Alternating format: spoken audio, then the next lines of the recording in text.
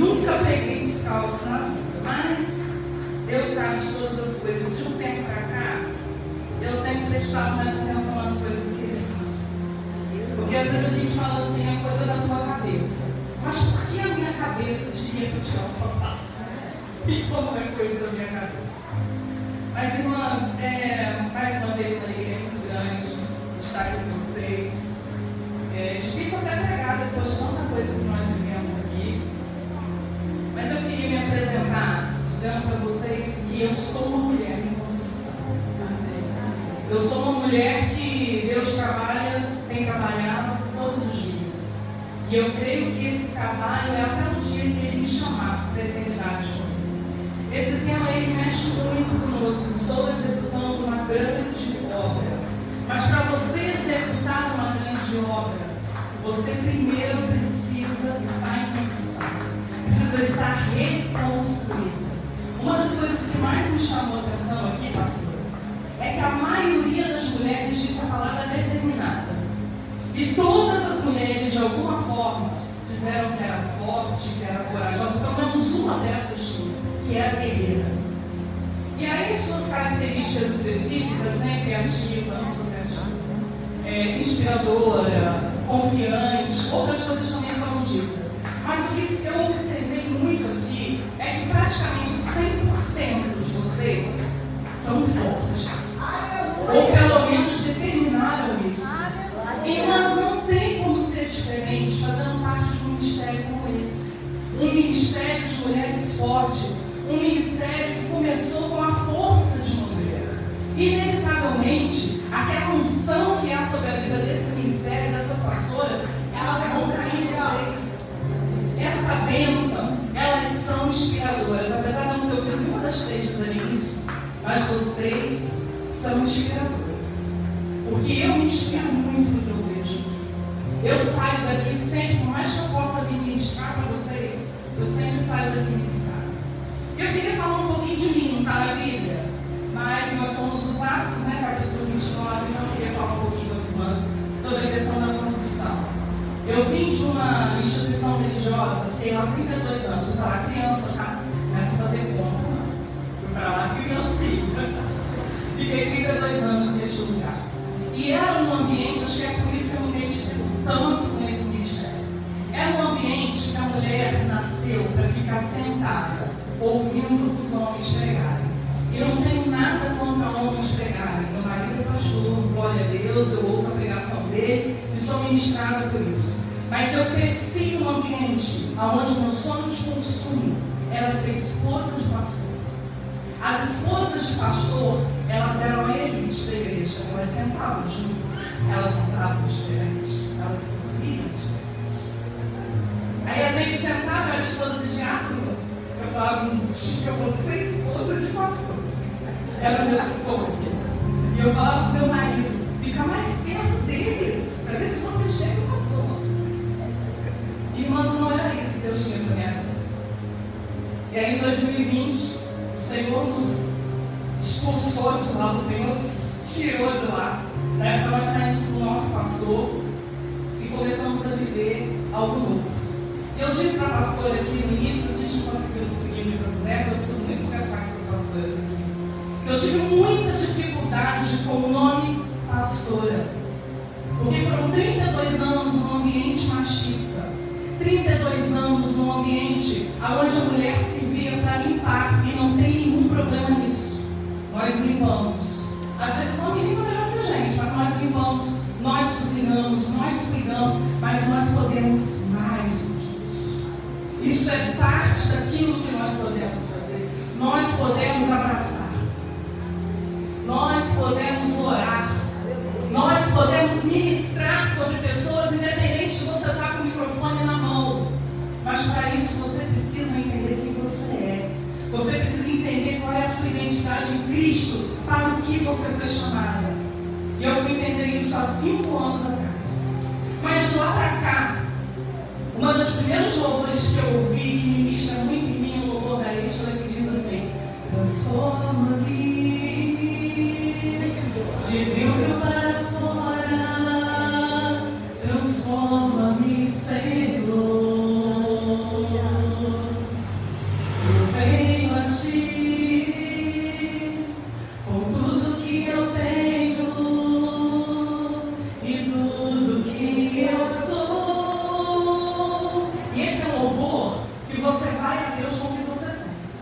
com aquilo que você é. E Ele nos recebe dessa maneira. E começa a grande obra na nossa vida. E era isso que eu declarava todo dia. Porque o título de pastora estava na minha testa. E agora eu chegava nas igrejas, porque vocês podem não saber meu nome. Mas quando eu chego aqui, vocês falam, isso aí é a pastora. Ela falou, pastora André, lá no retiro, pastora André Santos, eu gosto. Não só nem lembrar do André, mas só de eu gosto. Mas todo mundo me olha e fala, mas pastor, eu encontro pessoas na rua que eu não sei nem quem é, gente, eu sou péssimo fisionomista, eu não sou mentira, eu sou péssimo fisionomista. E meu marido erra o nome de todo mundo, só não errou o meu ainda, graças a Deus. Mas essa pessoa me cumprimenta, eu dou aquele sorriso amarelo e eu pergunto, como é que vai a família? Porque a família pode ser qualquer pessoa. Eu não posso perguntar como é que vai o filho, como é que vai o marido, porque eu não lembro da pessoa. Aí eu pergunto, como é que vai a família? Estou morando sozinha, mas vai bem. Nem todo mundo que vai. Nem todos os dias já fica bem família. Eu trabalho 31 anos na educação. Já teve ano de eu ter 230 alunos. Como é que eu lembro dessa gente toda? Não lembro. Mas na hora que passa por mim, oi! Se era muito ruim, eu sei quem é. E se era muito bom, eu também sei quem é. Mas quando ele estava lá, mediano, eu realmente não lembro. Mas isso daí foi me transformando. E o coro dele diz assim, eu quero ser uma mulher transformada, ser uma mulher restaurada, cheia do poder de Deus, cheia do poder de Deus. Eu quero ser uma mulher que adora, ser uma mulher que ora, cheia do poder de Deus, cheia do poder de Deus. E eu declaro isso, irmãs, todos os dias da minha vida, desde que Deus me chamou para algo específico. E fazendo um paralelo com a vida de Neemias, Neemias é um homem que entendeu o propósito de Deus para a vida dele. Ele entendeu que havia um chamado para a vida dele. Isso é muito difícil. Porque qualquer coisa que nós possamos fazer no reino, nós só fazemos com amor, quando nós entendemos o projeto, quando nós entendemos o chamado. Irmãs, quando eu aceito o convite para vir aqui pregar, para ministrar para as irmãs, eu aceito pela graça, porque eu tenho prazer nisso. Hoje em dia eu não faço mais nada por lei. Eu sigo aquilo que é a palavra de Deus, mas algo que seja imposto para mim, que eu não tenho que é da parte de Deus, eu não faço mais. Porque eu aprendi a viver pela graça, viver os preceitos de Deus, viver tudo aquilo que Deus tem determinado, porque é para a nossa proteção, mas viver pela graça.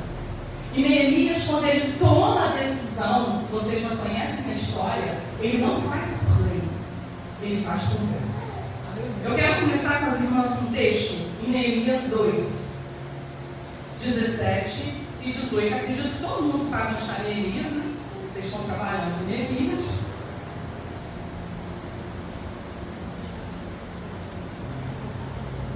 E o texto diz assim: então eu lhes disse, vocês estão vendo a situação terrível em que estamos? Jerusalém está em ruínas e suas portas foram destruídas pelo fogo. Venham, vamos reconstruir o muro de Jerusalém, para que não fiquemos mais nessa situação humilhante. Também lhes contei como Deus tinha sido bondoso comigo e que o rei me tinha dito. Eles responderam, sim, vamos começar a reconstrução. E se encorajaram para esse bom projeto. Alguém que inspirava, um líder. Irmãs, todas nós temos algum tipo de liderança. Todas nós, de alguma forma, inspiramos alguém. A gente só precisa entender qual é o nosso lugar, aonde nós devemos estar. E essa história de Neemias, só para contextualizar para as irmãs, tem os meninos aí também, né? Eu não vou ficar ofendido se eu falar irmã, não, né? Vão se sentir incluídos. Essa história acontece num momento muito complicado do povo de Judá.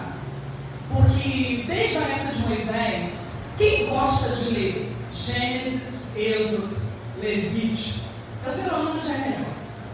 Mas Levítico e Números, normalmente concorrem, né? Pois é. Mas as leis de Deus estão ali. Inclusive os judeus ortodoxos, eles creem só nesses 5 livros. Mas o que a gente observa nesses primeiros 5 livros é que há uma repetição. O tempo todo, o tabernáculo também tem uma repetição, a construção do tabernáculo. Mas quando Deus fala, Moisés fala lá em Êxodo, depois ele repete, Números ele repete, Levítico repete, Deuteronômio. E quando chega em Josué 1, Deus fala a mesma coisa para Josué: seja forte e corajoso. Medite nas palavras dessa lei todos os dias, porque é o que nos sustenta. E às vezes, todo mundo aqui falou um pouquinho de Neemias, é uma repetição, e é necessário porque nós esquecemos. A gente vai sair daqui, talvez não vai lembrar de tudo que falou, mas o próximo dia que alguém falar de Neemias, aquilo volta. Gente, realmente não falaram sobre Neemias. Por isso Moisés repetia, por isso que nós repetimos. Porque é importante para nós essa repetição da palavra de Deus. Mas com tudo isso, o povo se perdeu. Irmãos, pensa em algo que nós não vivemos. Aquele povo saiu de uma posição de escravo para alcançar uma terra que eles não fizeram nada por ela. Deuteronômio diz que eles entraram em casa que eles não construíram, que eles usufruíram de olivais e de vinhas que eles não plantaram. Eles passaram 40 anos no deserto com o pão descendo do céu todo dia, para cozinhar. Coisa que não acontece conosco, não é verdade? Aquele povo viu tanta coisa, mas tantos milagres, que não fazia sentido aquele povo não confiar em Deus. Mas essa não foi a realidade. Eles entraram na terra prometida, eles se misturaram com a cultura, eles se misturaram com a idolatria. Vários profetas se levantaram e disseram: olha, vocês estão no caminho errado, acerta o caminho, tapa a brecha. Todas nós sabemos quando nós estamos pisando no lugar errado. Todas nós sabemos, porque o Espírito Santo é o que convence o homem do pecado, do juízo e da justiça. O Espírito Santo nos incomoda: não vai lá, não faça isso, não tenha esse tipo de comportamento. Essa pessoa não serve para você andar junto, serve para você orar por ela, mas não serve para você caminhar junto, não serve para você ter parceria. E às vezes nós insistimos, e quando nós insistimos, nós quebramos a cara, como o povo de Deus quebrou. Você sabe o que o povo gostava de ouvir? Os falsos profetas. Eis que te digo. Eu vou dizer algo para você, qual é o seu nome? Leia. Eis que te digo. Tu és uma mulher de Deus. Qual foi a novidade? Isso está na palavra de Deus. Se ela aceitou Jesus como único e suficiente Salvador, ela é uma mulher de Deus. E eu não estou dizendo que não existe profecia, existe. Nós cremos na profecia, nós cremos no eis que te digo, desde que ele faça sentido, que ele esteja dentro da palavra de Deus. Desde que ele não seja contra aquilo que já está revelado em Gênesis e Apocalipse. Mas o povo preferia ouvir aquilo que acalentava o coração deles. Não tem problema não. Não tem nada a ver. Eu falo muito para os jovens que na entrada do inferno alguém me contou. Tem uma placa escrita assim: nada a ver. Porque é para lá que vai quando a gente acha que não tem nada a ver. E tem tudo a ver. Porque quem fere princípios é ferido pelos princípios lá na frente. Isso não tem jeito. Isso é plantio e colheita. Às vezes nós nos preocupamos tanto com colheita, mas nós esquecemos do plantio. E esse povo plantou, e esse povo colheu. E Nabucodonosor, por 3 vezes invadiu Jerusalém, porque Israel já tinha acabado. Invadiu Jerusalém, invadiu Judá. E levou o que tinha de melhor lá, mas ele largou gente lá. Os pobres, aqueles que não tinham nada para oferecer, ficaram lá, penando lá no que sobrou de Jerusalém. Porque ele entrou lá e ele destruiu o muro, ele destruiu portas, ele destruiu o templo do Senhor. Quando a pastora falou sobre a questão das brechas, às vezes, irmãos, nós nem damos brecha, às vezes nós damos uma pernada no muro, derrubando por nossa conta. Porque nós deixamos de ouvir a palavra de Deus, a profecia de Deus, que diz qual é o caminho que nós devemos tomar. E aí se passaram 70 anos, cativeiro acabou. E aí, depois de 70 anos, houve 3 levas para Jerusalém. Não teve 3 levas saindo? Teve 3 levas voltando. Zorobabel levou uma galera, mas também a coisa não fluiu muito bem, porque se não tinha muros, o que acontece num lugar que não tem muro? Entra e sai quem quiser. Não tem controle do que está acontecendo ali dentro. Quando você compra um terreno, nem sempre dá para morar. Mas o que você faz? Você cerca ali. Olha, isso aqui é meu, hein? Isso aqui é meu. Quando você passa no loteamento e tem um terreno com cerca, você sabe que aquilo lá está vendido. Porque ninguém vai cercar algo que não é dele. E por que nós não cercamos a nossa vida daquilo que é a vontade de Deus para nós? Verdade. Por que nós deixamos as pessoas, o mundo espiritual, achar que aqui pode fazer o que quiser? Porque está aberto. Não tem cerca, não tem muro, não tem nada dizendo que eu sou de Cristo. A gente não pode tomar essa decisão. Então, como o muro estava lá nessas condições, não existia muro, não existia porta, entrava e saía quem queria. Então, aquilo lá estava uma bagunça. Depois de Zorobabel, Esdras, tem o livro de Esdras aí, que era o mestre da lei, ele vai com uma outra galera para lá, e ele tenta instituir a palavra de Deus, mas não é fácil, irmãos. O povo estava misturado. Olha, nós estamos vivendo alguns anos de uma política difícil no país, e já nos desanima. Quando chega a época de eleição, muitas vezes a gente fala assim: eu não vou nem votar. Vou votar para quê? A gente vota no menos pior. Eu sei que não é um bom conselho, mas talvez você não vai encontrar o melhor. Mas se eu também não fizer nada, a coisa também muda. Só que aquele povo estava ali há 120 anos, o cativeiro foi 70. Mas quando Neemias já está lá, já se passaram 120 anos de uma cidade no chão, sem porta, sem muro, sem tempo. O que passava na cabeça daquela gente? Tem mais jeito não. Porque 120 anos, o meu filho ouviu do meu pai que aquilo ali sempre foi assim. E o meu neto vai ouvir a mesma coisa. Aqui sempre foi assim. Aqui, nada do que a gente plantar vai dar. Nada do que a gente fizer vai dar certo. Porque aqui não dá para reconstruir. Isso aqui, ó, está perdido. Deus nos abandonou.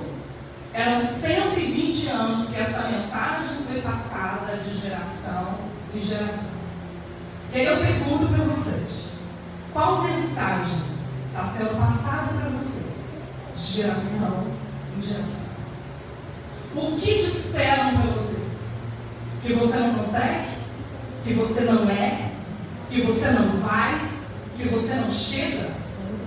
Pois eu digo uma coisa para vocês: em Cristo nós somos mais do que vencedores. Então hoje, se você entendeu que você está em construção, em nome de Jesus, derruba o que está sendo vindo falado na tua cabeça, ano após ano. O que falaram na tua família, essa família aqui, ó, que você nasceu, nem queriam que você nascesse. Mas as pessoas não têm decisão disso, porque quem faz beber é Deus. Quem sopra o espírito de vida é Deus. Não importa se quem te gerou queria você ou não, Deus te queria. Por isso que você está aqui. Deus te conhece desde o ventre da sua mãe. Nós temos promessas, nós temos propósitos para as nossas vidas. E esse povo não tinha mais esperança. Os sacerdotes não estavam nem aí no templo. Os sacerdotes estavam trabalhando com lavoura, cuidando dos seus próprios negócios. Porque aqui não tem mais jeito. Então vou cuidar da minha vida, vou cuidar da minha família. Porque meu neto, meu bisneto vai ficar na mesma situação. Então pelo menos vou deixar alguma coisa para eles comer. Essa era a perspectiva daquele povo. Agora, irmãs, eu vou dizer uma coisa para as irmãs, e gravem isso. Um governo, uma política não pode tirar as nossas perspectivas, porque nós não dependemos disso para chegar onde Deus quer que nós cheguemos. Eu fiquei 32 anos presa numa instituição religiosa, e quando eu saí de lá eu aumentei muito. Hoje eu não aumento mais, porque se eu sirvo um Deus vivo, e eu falo para todo mundo: o meu Deus é onipotente, tem todo poder. O meu Deus é onisciente, que sabe o que está passando na cabeça de cada um de vocês. E o meu Deus é onipresente. Se Ele permitir que eu ficasse lá, algum motivo tem, determinado Ele me conta. Se Ele me contar nessa vida, eu vou saber na eternidade. Eu creio que Deus vai me plantar aonde Ele quer que eu frutifique. E se eu fiquei esse tempo lá, algum motivo tinha, alguma coisa eu aprendi. Mas eu tenho que crer nesse Deus que eu sirvo. Então, quando Neemias descobre o que está acontecendo lá, porque o irmão dele vai até a cidade onde ele estava e conta para ele, ele pergunta: e aí, como é que está o povo? Se você não quer saber, não pergunta. Porque se você perguntar, você precisa fazer alguma coisa. Se uma pessoa chega perto de você e fala assim: ah, irmã, está faltando arroz lá em casa, vou orar pela tua vida.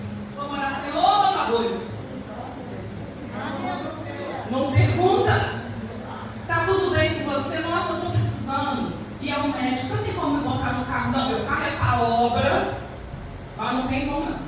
Aí não, eu vou orar para o Senhor mandar um carro para você. Não, se você não quer saber, não pergunta. Ele perguntou. E o que foi que Hanani disse para ele? Ó, aquilo lá está uma desgraça. Aquilo lá está uma tragédia. Está tudo no chão. Aquele povo não tem perspectiva de vida. Não tem o que fazer mais. Não tem o que fazer. E a palavra de Deus diz que Neemias chora. Ele se põe aos pés do Senhor. Ele chora. E é muito interessante que ele declara um pecado que talvez ele nem tivesse. Ele fala: Senhor, nós pecamos contra ti. Eu e o seu povo pecamos contra ti. A primeira atitude, irmãos, que nós precisamos tomar quando nós estamos em construção é falar com Deus, é orar, é pedir perdão, é pedir ajuda. Senhor, olha, essa situação aqui na minha vida é muito difícil. Eu tenho muita dificuldade de colocar isso na minha vida em ordem, mas eu creio no teu poder. Eu creio que o Senhor vai me sustentar e vai me dar forças para que eu consiga colocar isso em ordem, para que as pessoas à minha volta vejam essa construção na minha vida. E o mais interessante, irmãos, é que ele não fica caído no chão. Quem já tomou um tombo na vida? Várias vezes. Eu tenho pé pequeno, irmãos. Eu calço 37. Essa sapatilha minha é 36. Pensa na moléstia de gato. Vira e mexe, eu estou no chão. Eu, com pouco tempo de namoro, namorando meu marido assim, dias, a gente estava subindo a escadaria do lado da Guarda Caixa Econômica, eu com sorvete cascão. E eu estava cheia da glória, porque eu tinha um namorado e o sorvete cascão. Então eu subi na escada e ele disse para mim assim: calma, tem um sapo. Eu não sei, era a família. Eu também fico querendo saber a informação, porque quando eu vi aquele bicho, eu entrei num pânico. Parecia que era um grupo terrorista do meu investigação. E eu saí correndo, eu caí na escada, esticada, uma mulher pequena, mas eu não perdi o cascão. Eu parecia a própria estátua da liberdade. Cascão eu não perco o namorado, mas não perco o cascão. E aí eu levantei e saí desconcertada para lá e atrás de mim: calma, Andréia, não, calma não. Eu caio. Todo mundo cai. Pede para não cair, porque depois de uma certa idade, quando a gente passa dos 20, não é bom cair. Mas vai trazendo estragos, né? Mas quando a gente cai, a gente fica lá no chão, com a cara lá no chão? Não. A gente levanta, pede para ninguém ter visto, sacode, segue. Pode ser que lá na frente você tropece de novo, você levanta, passa lá um remedinho no joelho e segue. A vida é assim. Nem sempre a gente vai estar no monte. Às vezes a gente vai ter que passar pelo vale. Mas eu passo pelo vale, eu passo pela luta, como é que é a música? Dando glória a Deus. É assim que eu passo por lá. Eu levanto e eu continuo dando glória a Deus. E foi isso que Neemias fez. Ele caiu de joelhos, ele chorou, ele lamentou, mas ele levantou. E quando ele levantou, não era mais um Neemias triste, aborrecido. Era um Neemias que tinha uma direção de Deus para aquele problema. E quando ele chega diante do rei, e o rei percebe que ele não estava bem, porque parte do princípio que ele estava assim, né? Ele era um cativo naquele lugar. Ele tinha tudo para reclamar o dia inteiro. E bom ela ter vivido na época de Davi, bom ela ter sido filho de Davi, vivendo lá no reino, sendo servido, aquilo tem que servir os outros. Ele tinha tudo para reclamar o dia inteiro, hein? Mas se o rei observa ele em silêncio e diz que ele estava triste, é porque ele era uma pessoa alegre. Ele era uma pessoa que glorificava a Deus por aquilo que ele tinha. Ele glorificava a Deus por onde Deus tinha plantado ele. Irmãs, quando ele começa a falar com o rei, e o rei fala: o que eu posso fazer para você, Neemias? Então, pouca coisa. Eu quero ir lá, eu preciso de recurso, eu preciso de gente, eu preciso de autorização para passar por esses dados. Qualquer coisa. Eu não sei se eu teria tido essa coragem, eu tinha pedido só para ir. Mas ele pediu tudo que precisava. Mas por que ele pediu tudo? Porque ele tinha a direção de Deus. E quando Deus dá o negócio, ai, irmãos, não tem nada que atrapalhe o projeto dele se cumprir. A não ser que você não queira participar do projeto. Mas se você tiver disposição de participar, se Deus está no negócio, a bênção dele. E ele conseguiu tudo que ele precisava para ir para aquele lugar. E quando ele chega lá, ele vê o desastre que estava naquele lugar. E aí os irmãos pensam comigo, mas a maior dificuldade foi ter pedido ao rei. Pois é, não. A luta só estava começando. Era só o princípio das dores lá de Mateus 24. Era só o início. Porque, irmãos, toda vez que nós tomamos uma posição, vocês disseram: eu sou uma mulher determinada. Quem é determinado, ele não vive pelas circunstâncias, ele vive pela palavra de Deus. As circunstâncias não movem a vida de uma mulher determinada. As emoções, sim. E emoção, gente, vem e volta. Hoje o que eu estou sentindo é muito calor, mas vai passar. Isso é sentimento, isso é emoção. Agora, aquilo que Deus direciona para a minha vida não passa, se eu decidir cumprir o propósito dele. E ele chega lá e ele começa a ter problemas naquele lugar. Ele começa a ter inimigos que se levantam. Porque sempre que a gente quer melhorar, levanta algo para atrapalhar. Quem aqui gosta de fazer dieta? Eu gosto. Eu só tenho dificuldade de fazer. E aí a gente hoje vai ter um bate-boca aqui, né? Bênção pura. E aí você come. E você fala: não, já é sábado. Segunda eu começo. Segunda eu volto. Isso aconteceu comigo no final do ano. Eu vim há 3 meses de uma restrição alimentar, comendo direitinho, consegui perder um pouquinho de peso. Aí cheguei numa festa da UMEX. E eu falei: não vou comer nada do que tem aqui. Aí a mesa inteira: que isso? Mas come só essa coisinha. Mas come só a coisinha de lá. Come só aquilo lá. Aí o que eu fiz para agradar os outros? Saí do propósito que eu tinha feito comigo. Aí para agradar as pessoas eu comi uma coisinha, eu comi outra coisinha. Quando eu vi, eu comi a mesa toda. Porque vocês acham que crente é como? Não deveria ser, né, gente? Glutonaria é pecado. Mas aí, tipo, já que vou comer o que tem de mais gostoso, o que tem de mais calórico, o que eu não faço todo dia na minha casa. Ou vocês vão no restaurante comer arroz e feijão. Meu marido come. Aí eu falo pra ele: 10 pratos feitos. Não passa na balança não, que você vai ficar muito caro comer arroz e feijão. Eu chego lá, vai comer essa carne diferente. Aquela salada tem manga. Gente, que salada boa, aquela salada tem manga. Ai, eu como manga. É isso eu vou comer. E aí eu saio do propósito. Só que dezembro é um mês maravilhoso. Faço aniversário. 26 de dezembro. Gravem. Podem fazer uma festa surpresa, que eu chego aqui e finjo que não sabia. 26 de dezembro.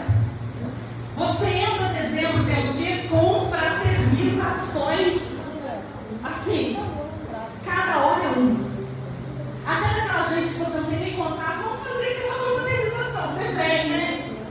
Eu vou. Mas eu vou determinada, eu não vou comer. Aí chega lá, tem aquele pudim, você fala: mas o pudim não é nem de Deus que eu não como. Vou comer esse pudim. Né? Deus está me dando essa chance. É aquele negócio: todo aquele que vem a mim, de maneira alguma, lançarei fora. O pudim não é a mim.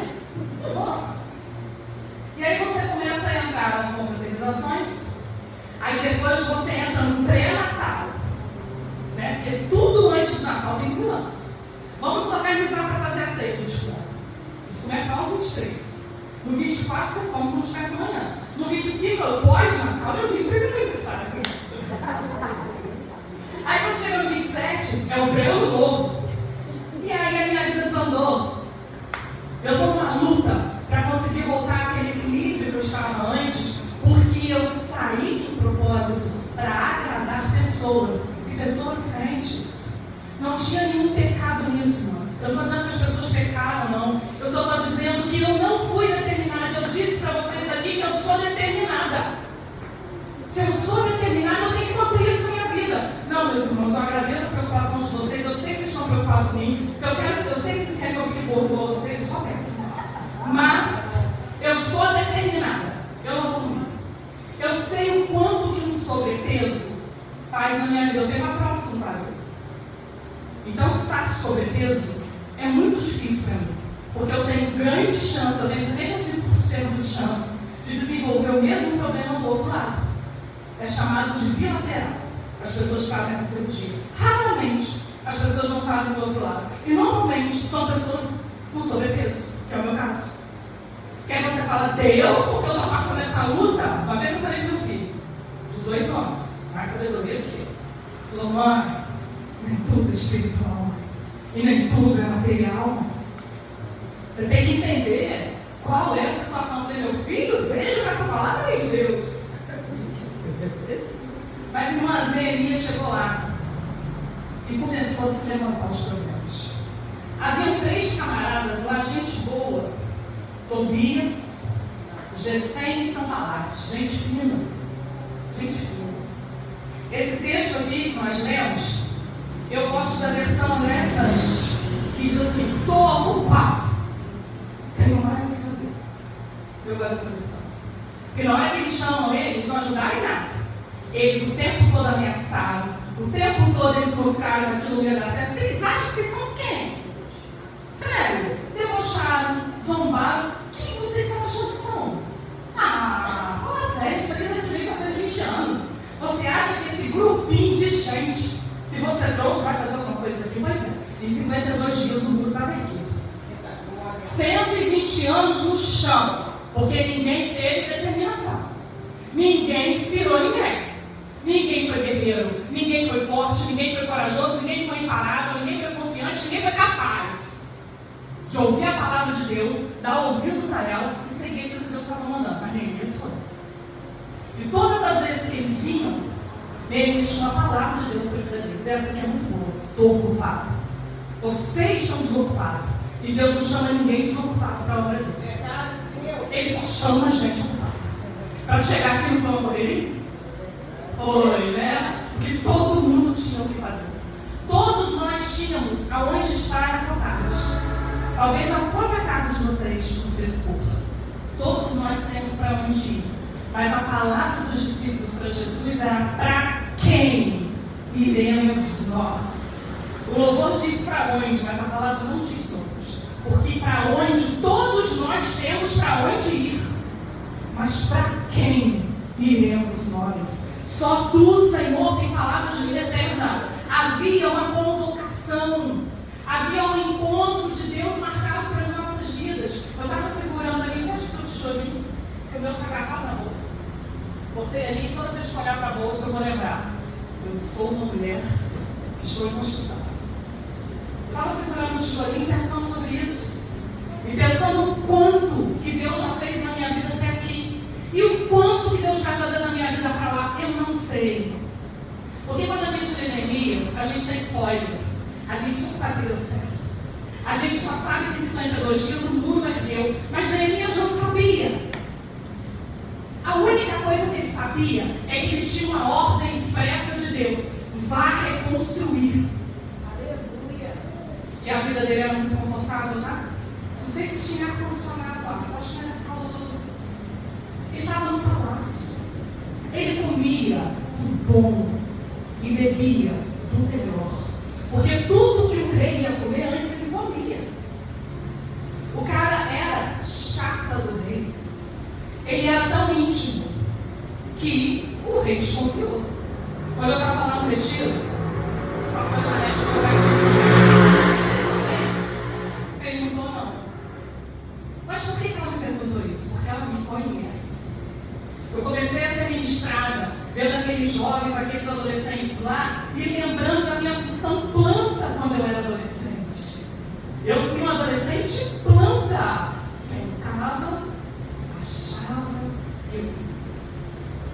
e vendo aqueles adolescentes ali sendo estimulados a louvar, a adorar, a ter experiência com Deus, isso tudo ministrou muito na minha vida. Pensar que um dia eu estive onde eles estão e que amanhã eles vão estar onde eu estava aquele dia. Que amanhã muitas de vocês vão estar aqui ministrando para mim. Eu vou estar sentada aí e vocês vão estar ministrando para mim. Porque nós não conhecemos os planos de Deus a longo prazo. O que nós temos é uma meta, é uma reta, é um propósito. E não se preocupe em nada, porque se você precisar ir para as Juiz de Fora e você tomar o caminho de Algrade Quinto, não importa a velocidade que você esteja, você nunca vai chegar lá. Você tem que saber o caminho, você tem que saber a direção, você tem que saber o seu chamado. Deus me chamou para quê? Eu estou fazendo essa construção já dentro de mim, para que no momento que Ele me chame, eu esteja pronta para ministrar sobre outras pessoas. Irmãs, eu estou começando um ministério. Ele está lá na igreja, mas ele vai ser um ministério não denominacional. Tem alguma gestante aqui? Não? É que eu não gosto de falar quando tem gestante, porque senão a pessoa fica nervosa. Mas isso não é experiência de todo mundo. O meu primeiro filho viveu 2 dias e Deus levou. Mas eu tenho mais 2 outros filhos que são uma bênção e ainda criei meu enteado. Então eu tenho 3 filhos. E às vezes um sobrinho que você pega, um adolescente da igreja que você pega para cuidar, a gente não teve. Mas Deus ministrou na minha vida a começar um ministério chamado Ministério Sobreviver. Porque muitas mulheres passam por isso e nem contam porque tem vergonha. Tem vergonha de algo que ela não tinha poder de mudar. Eu não posso ter vergonha daquilo que está acima das minhas forças, acima do que eu posso fazer. E aí eu quero treinar mulheres para isso. Eu não quero que seja algo denominacional. Eu estou começando na igreja onde eu estou. Mas eu quero treinar mulheres para que quando tiver uma situação dessa, mas tem que ser pessoas que passaram por isso. Porque foram pessoas que passaram por isso que me ajudaram na época. E quantas mulheres eu curei, o Senhor me usou, para curar. Porque quando ela estava vivendo isso, ela falava: eu sei o que você está passando. Eu também passei por isso. Nós tomávamos conta de uma igreja, meu marido, tinham 2 gestantes na igreja. Eu estava sem meu filho. Eu levava essas mulheres ao médico. Eu cuidava dessas mulheres no pré-natal. Essas crianças nasceram, eu cuidava dessas crianças, para essas mulheres poderem assistir o culto. Nossa, pastora, isso é maçã. Eu não sou, não. Vocês não sabem como eu estava por dentro. Quando eu olhava para aquela criança, eu pensava: podia ser o meu. Mas Deus levou. Por que Deus levou o meu e deixou dela que é menos crente? Porque é assim que a gente pensa. Eu sou muito crente, eu trabalho na igreja, eu faço a obra de Deus. Naquele momento, irmãos, eu não sabia para o que Deus estava me preparando. E eu continuei cumprindo um propósito. Qual era o propósito? Cuidar da igreja. Então não importava as minhas emoções, não importava as minhas dores, não importava que eu pegasse aquela criança sangrando por dentro, porque tinha um propósito: cuidar daquele povo. E Deus estava dando isso. Então nós temos que seguir o propósito de Deus, sem cuidar das nossas emoções. Eu estou falando isso porque caso as irmãs conheçam alguém, pode mandar uma mensagem para mim me procurar, que eu quero montar equipes para isso. Irmãos, e Neemias, quando chega lá, ele olha as coisas em silêncio. A pastora Vanessa falou isso. Teve um lugar que o cavalo dele nem passou. Ele teve que colocar o cavalo para trás. Ele andava e ele observava. E cada observação dele, com certeza, ele fazia um tipo de oração. Às vezes a gente está no culto, as pastoras, as líderes estão ministrando sobre vocês, vocês não sabem nem o que elas estão pedindo por vocês. Orem pelos seus líderes, orem pelos seus pastores. Às vezes nós, pastoras, nem cá, pastores, a gente precisa disso aqui. Aleluia, Deus. Só disso. gente precisa que alguém chegue e fale assim: você está linda, você é maravilhosa, obrigada por você ser alguém que ministre sobre a minha vida. Só precisa disso. Nós e vocês. Mas nós abraçamos vocês. E a gente está sempre atento. Nossa, ela está mais tristinha hoje. Tá tudo bem, irmãzinho. Eu adoro mexer na caixada. As caixadas reclamam comigo. Não, porque a maneira de botar os cachos no lugar, eu vou lá e mexo na caixada. Eu tinha uma amiga que falava com isso: não põe a mão no meu cabelo. Exercício. Mas às vezes é só isso que a gente precisa de um abraço. Às vezes a gente quer falar muita coisa que não vai resolver. Abraço. Neemias andou por aquele lugar. Ele olhava a porta do monturo. Vocês já fizeram as portas aqui? Eu já tive uma vez que tinha porta. Já fizeram isso? Eu quero saber o que não teve aqui ainda, pastor. Depois você me conta. Já vi tanta coisa aqui. Aí a porta do monturo é onde sai o lixo. O lixo é enfiado lá dentro. E junto com o lixo vem o quê? Vem doença. Vem cheiro ruim. Estava lá, não tinha a porta do monturo. A porta do peixe não estava lá. Como é que o peixe entrava? Entrava tudo, em qualquer lugar, de qualquer maneira. Não havia ordem, não havia disciplina, não havia direção de Deus. E ele vai olhando aquilo, e com certeza no coração dele ele falava com o Senhor: Senhor, olha, me dê força para reconstruir.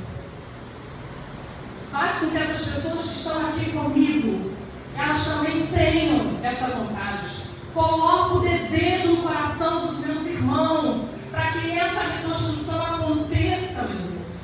Os inimigos são muitos, os desafios são muitos, as lutas são muitas, mas o Senhor é o dono de tudo. O Senhor é o dono deste povo. E depois ele vai e fala com eles.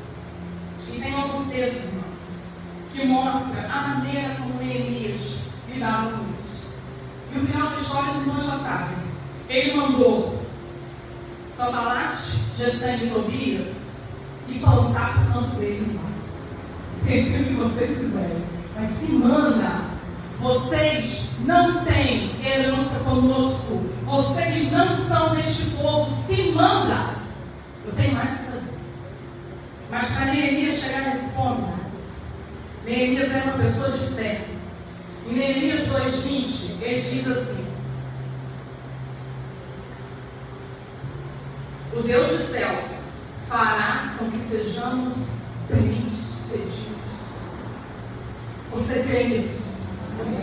Então repita comigo: o Deus dos céus fará com que sejamos bem-sucedidas em nome de Jesus.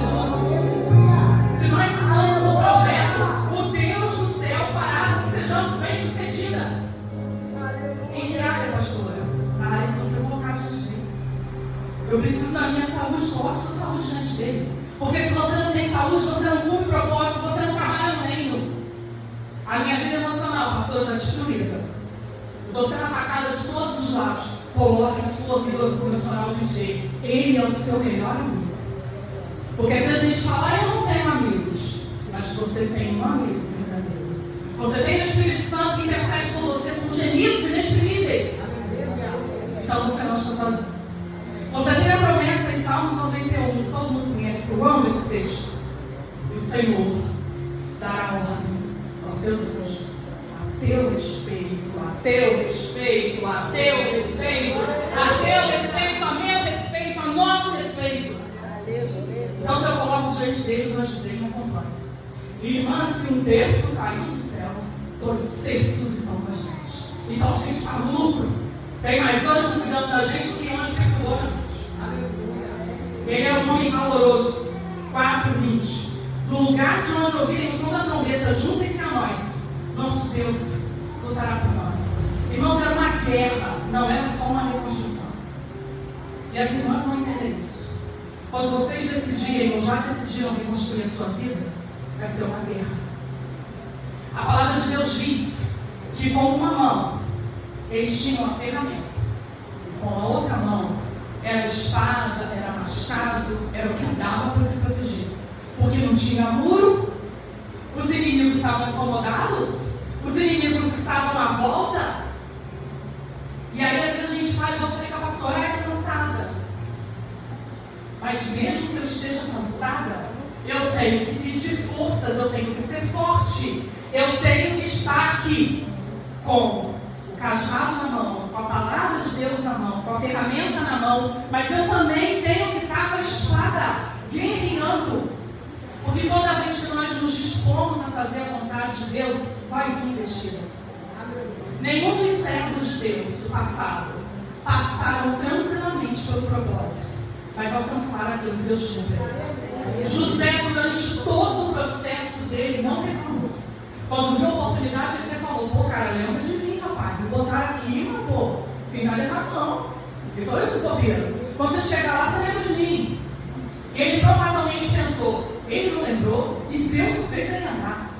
Mas Deus lembrou na hora certa e levou José aonde Deus queria levar. Mas quando José chegou lá, não foi para usufruir, mas foi para abençoar. Neemias não vai para aquele lugar usufruir, ele vai para abençoar aquele povo. Ai, gente, estou ficando sem folha aqui para calor. Ele era um líder, ele tinha estratégia, ele posicionava o povo, ele falava para não ter medo, porque o Senhor era com eles. Isso está lá no 4. Neemias era justo, ele era reformador. Pastor, eu vou falar um pouquinho. Estou sentindo uma dificuldadezinha aqui para pressão. Mas isso é normal. Aí está pegando?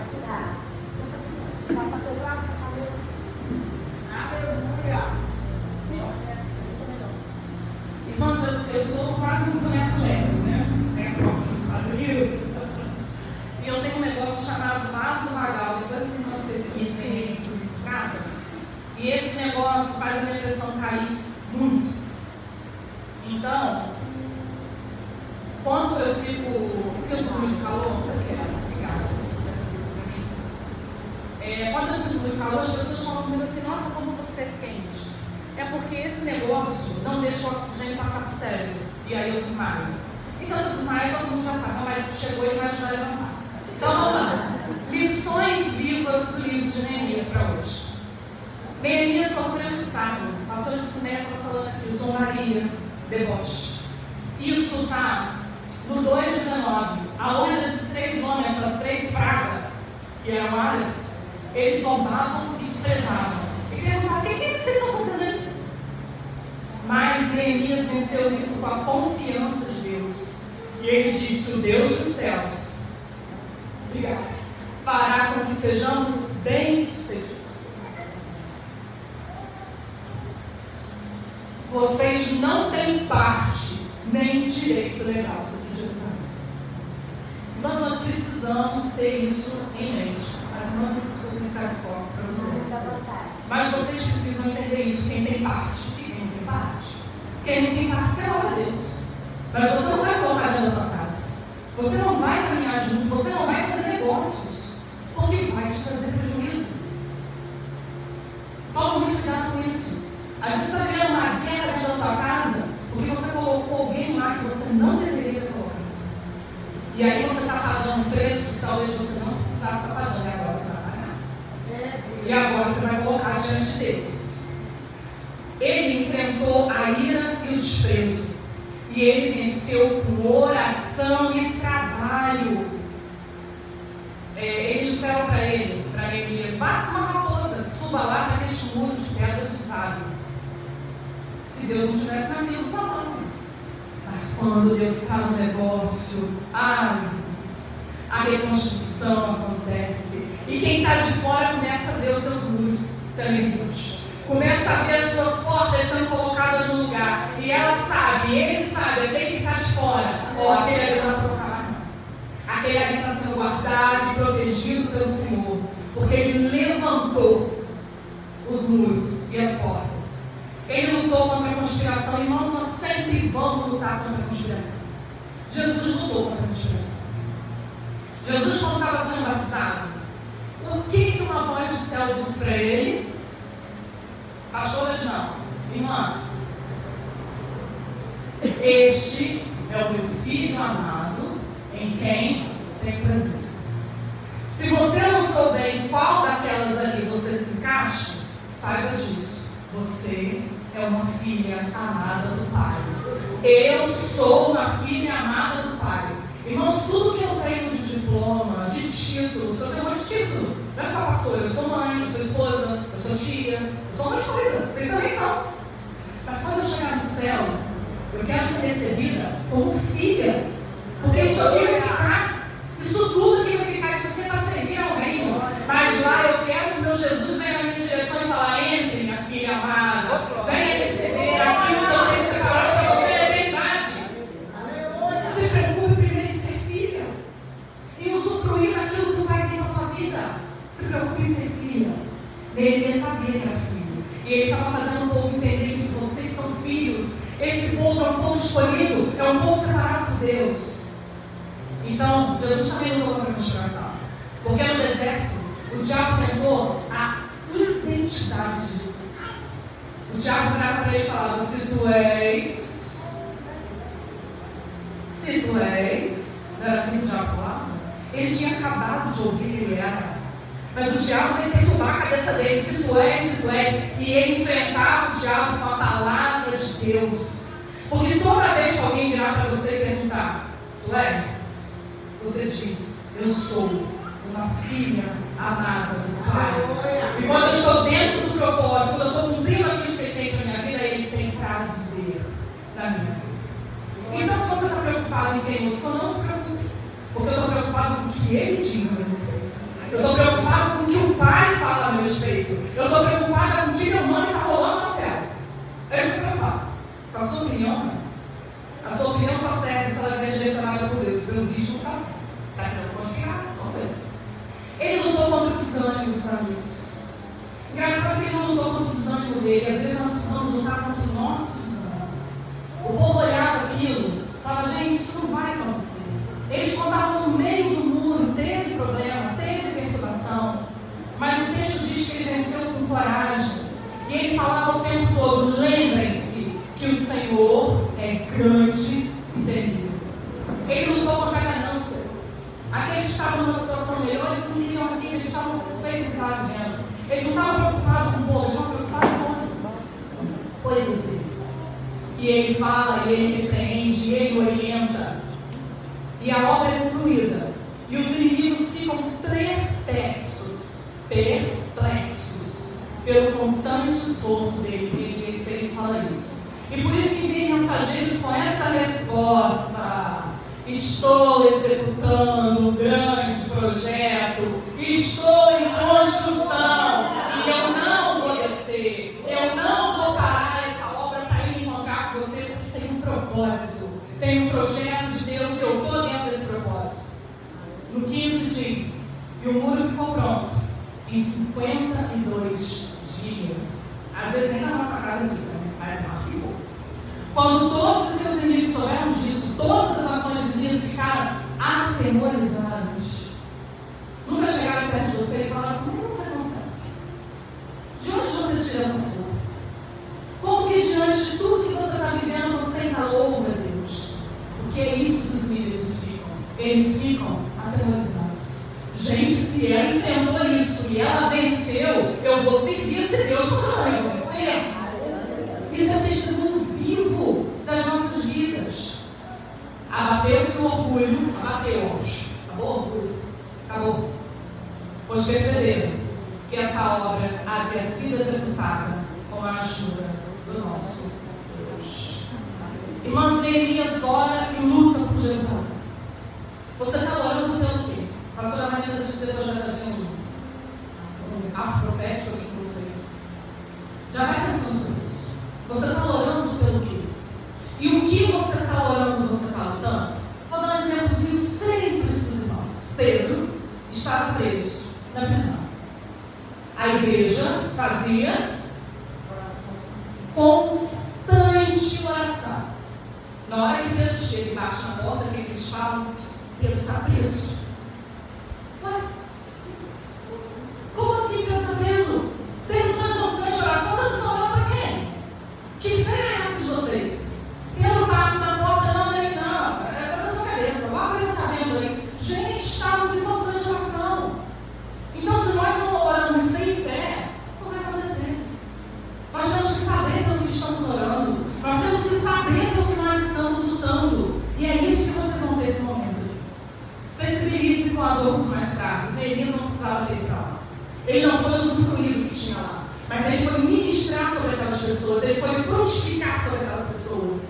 nós somos criadas, somos plantadas para frutificar sobre a vida dos outros. Creia no poder da oração. Pedro foi solto, sim. Admita seus erros e pecados. Nós temos hábito, e todo mundo, eu também, mas quando está muito cansado, fala, Senhor, perdoa meus pecados. Que isso. E perdoa meus pecados, abençoa minha noite, eu tenho um dia bom amanhã. Em nome de Jesus, não. Essa é a oração do sono. Mas pecado tem nome, irmãos. E às vezes nós precisamos falar esse nome para nós entendermos que nós estamos pecando. Quando nós chegamos diante desse espelho e declaramos algo de Deus para a nossa vida, nós precisamos fazer isso com o pecado também. Senhor, olha no meu coração. Davi falava, sonda, meu Deus, vê se há em mim algum caminho mau. Irmãos, o maior medo de Davi não era perder o trono, mas era ficar afastado da presença de Deus.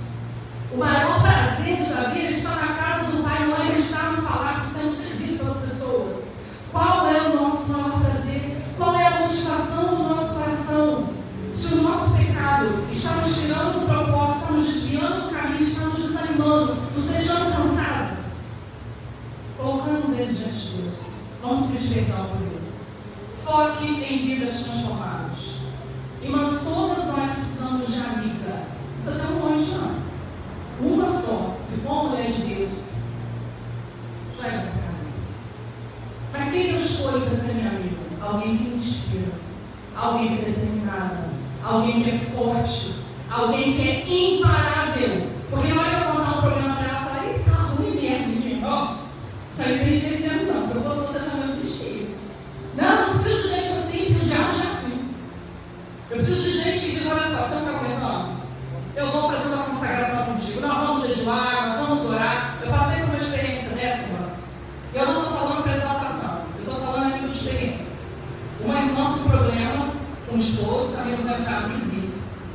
E ela precisava falou que ia fazer um jejum de 2 ou 3 dias, eu realmente não me lembro. E eu falei para ela, eu vou jejuar contigo. Que medo. Eu não tenho noção. Eu vou jejuar contigo. E eu jejuei com medo. Nessa irmã não foi fácil, não. Porque você está jejuando por uma causa que não é sua. E quando a causa é sua, você não é força. Ah, eu estou jejuando, eu vou dar a pessoa na frente. Não, eu estava jejuando para a causa de outra pessoa. Foi a primeira vez que eu vivi isso na minha vida. E eu fui ministrada por Deus de uma tal maneira, eu não ficava irritada, eu não me aborrecia, tudo para mim ficou leve, tudo para mim ficou mais fácil, porque eu estava em jejum. E toda vez que eu queria quebrar o jejum, eu lembrava, não, tem propósito, não, que isso. Jejue para alguém, ofereça ajuda a alguém, se reconstruam juntas. Irmãs, até na dieta, busca ajuda, pega, não vamos fazer dieta junto. Vamos uma tomar conta da outra. Se reconstrua junto. Olha, eu estou fraca espiritualmente, eu não estou conseguindo ler. Eu leio a Bíblia da assombração mesmo. Porque o diabo quer que você assista a série. O diabo quer que você entre no modo infinito do Instagram e se perca lá dentro naquele limbo. É isso que não. Então, quando você pega a Bíblia para ler, é a sua mesma. Mas, mano, vamos ler a Bíblia a tal hora. Você fica dali, eu fico daqui. Daqui a pouco eu mando mensagem que você tudo comigo. Arrume uma amiga. Arrume uma mulher de Deus para caminhar com você. E se você puder, seja mulher de Deus na vida de outra pessoa. Porque nós somos discipuladas para discipular pessoas. Neemias com certeza foi discipulado por alguém que a história não conta. Mas ele foi discipulado por alguém, porque ele sabia as histórias de Israel, ele sabia quem era o Deus de Israel, e ele vai para lá discipular pessoas. E eu quero encerrar aqui com a construção na vida das mulheres, de mulheres ativas na obra de Deus. Em Neemias fala das filhas de Shalum, não sei se os irmãos já leram sobre isso, que ajudaram na reconstrução das muralhas. A Bíblia, de uma maneira geral, cita poucas mulheres, porque era a cultura da época. O que não acontece com Jesus, porque as mulheres sustentavam o ministério de Jesus. E ele faz questão de deixar isso escrito nos evangelhos. Porque se nós estamos sustentando o ministério, que nós fazemos parte do ministério. E por mais que digam isso ou aquilo de pastora, vocês sabem as pastoras que vocês têm, então precisam defender a causa delas. Vocês sabem por que elas são pastoras e porque elas ministram sobre a vida de vocês. Então, mulheres ajudarem, se isso foi citado, é porque não era qualquer uma. Que deve ter mulher que não fez nada? Deve. mas não considerado nada porque ela alimentou o povo que estava trabalhando, ela lavou a roupa do povo que estava trabalhando, então alguma coisa ela estava fazendo também para aquele mundo ser reconstruído. Mas essas meninas foram citadas. Tantas outras mulheres são citadas na Bíblia. E nós estamos sendo citadas na eternidade por aquilo que nós estamos fazendo no reino. Creia nisso. Se apegue a isso. O poder de influenciar e inspirar. Irmãs, Neemias inspirou. Neemias influenciou. Mas ninguém melhor do que nós que fazemos. Uma mulher, ela pode ser uma bênção na vida do homem, ela pode ser uma desgraça também. Porque nós influenciamos. Agora, se nós estamos cheias do Espírito, nós influenciamos para o reino de Deus, para a obra de Deus. Nós temos todo um jeito de falar. Nós temos todo um jeito de fazer. Vocês acham? Fala baixo, que é a Bíblia, já não. Que mulher? Não pensar em fazer uma cabeça? Só se não. Mas o homem, ele vai chegar aqui, ele vai ter o tema, ele vai falar, não quis, vou falar de outros. Porque não é contigo. Isso não é da natureza deles. Isso não faz eles menores ou maiores do que a gente, só faz diferentes. E isso quer dizer que, com a nossa diferença, nós podemos fazer muita coisa, mesmo que você não pegue esse microfone. Porque você não precisa de microfone para ministrar, você só precisa ter um propósito, uma identidade, e estar dentro da vontade de Deus. Irmãs, para encerrar, para você ter um compromisso, para você reconstruir, para você estar em construção, tudo começa na oração. Vocês vão ter esse momento aqui. Eu peço perdão às irmãs, não vou poder ficar, porque eu tenho que prever a minha instituição em si. Mas está tudo bem. Meu marido já está aí esperando. Então eu não vou poder passar por esse momento, mas olhem comigo. Lembrem de mim, porque eu também estou em construção. E eu vou continuar em construção, porque a Bíblia diz, Jesus disse, eu vou para o céu e vou preparar-nos morada. Quando a casinha de um ficar pronto, o Senhor leva para morar na casa. Se eu ainda não fui morar na minha casinha no céu, é porque eu ainda estou em construção. Porque o dia que a minha construção acabar, Ele vai me chamar para vir para cá. Agora tu vai viver uma vida abundante aqui, comendo de tudo com o corpo transformado. Então comece com a oração. Aceite a sua situação. É difícil a gente falar quem a gente é. Uma vez eu participei de uma conferência de psicanálise e a psicanalista pediu uma pessoa para ela na frente e falou, fale quem você é. Aí ela começou. Aquilo me deu por dentro, que se ela tivesse me chamado, eu ia falar que era professora. Porque por mais que eu seja uma pastora, irmãs, a professora está enfiada dentro da pastora. Eu estou sendo óbvio. Não tem jeito. E eu fiquei com vergonha, porque isso não é o que eu sou, isso é o que eu faço. Eu sou uma filha amada de Deus. E quando o fruto do Espírito está sendo desenvolvido na minha vida, eu vou apresentar algumas características. Entenda quem você é. Se você não se sente uma filha amada do Pai, hoje é o momento de você falar isso para ele, Senhor, eu quero sentir um amor de Pai que eu nunca tive nesta terra. Mas eu sei que o Senhor é todo amoroso. O Senhor pode trazer isso para minha vida.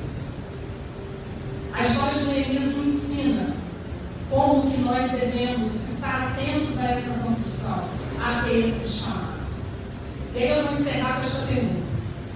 Como você pode ser parte ativa da construção do reino de Deus na sua vida e na sua comunidade?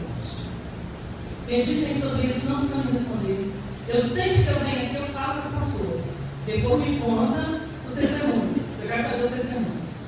Mas pense isso. O que você pode fazer para que essa construção aconteça dentro de você e aconteça na comunidade aonde Deus te plantou? Queridas, muito obrigada por estar nesse momento com vocês. Para mim é sempre uma grande alegria. Que Deus continue abençoando grandemente esse ministério, sustentando a vida das pastoras que têm ministrado tanto sobre a vida de vocês. Deus abençoe a todos. Amém.